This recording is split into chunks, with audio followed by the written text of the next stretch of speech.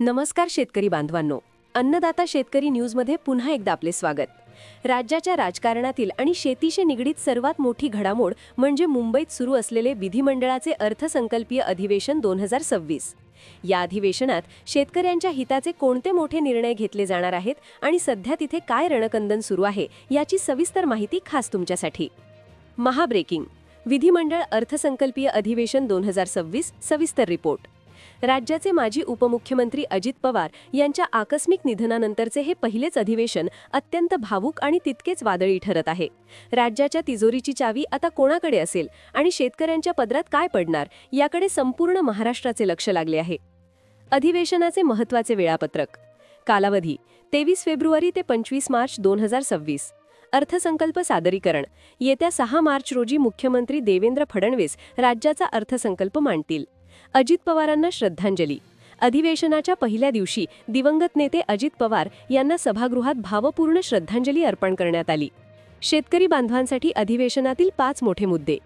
नमो शेतकरी योजना. या अर्थसंकल्पात नमो शेतकरी महासन्मान निधीच्या हप्त्यात वाढ होण्याची दाट शक्यता वर्तवली जात आहे. कर्जमाफीवर चर्चा.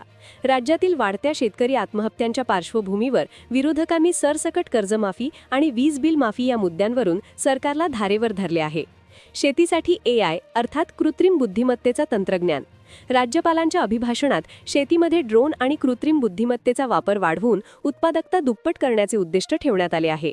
विदर्भ मराठवाडा पॅकेज. दुष्काळग्रस्त भागांसाठी आणि सिंचन प्रकल्पांसाठी विशेष निधीची तरतूद या अधिवेशनात केली जाणार आहे. पीक विमा. पीक विम्याचे रखडलेले पैसे शेतकऱ्यांना तात्काळ मिळावेत यासाठी विशेष समिती नेमण्याचे संकेत देण्यात आले आहेत. हाय व्होल्टेज राजकीय घडामोडी आणि राडा. विरोधकांचा आक्रमक पवित्रा. बेरोजगारी, वाढती महागाई आणि शेतमालाला न मिळणारा भाव यावरून विरोधकांनी विधानसभेच्या पायऱ्यांवर जोरदार घोषणाबाजी केली. गुंतवणुकीचा दावा.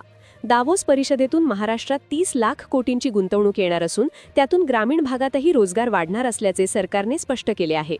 अन्नदाता विशेष टीप. शेतकरी मित्रांनो, 6 मार्चचा अर्थसंकल्प आपल्यासाठी अत्यंत महत्त्वाचा आहे. त्या दिवशी होणाऱ्या प्रत्येक घोषणेचे लाईव्ह अपडेट्स आम्ही तुमच्यापर्यंत पोहोचवत राहू. तुम्हाला अर्थसंकल्पातून कोणत्या नवीन योजनेची अपेक्षा आहे? कमेंटमध्ये नक्की सांगा.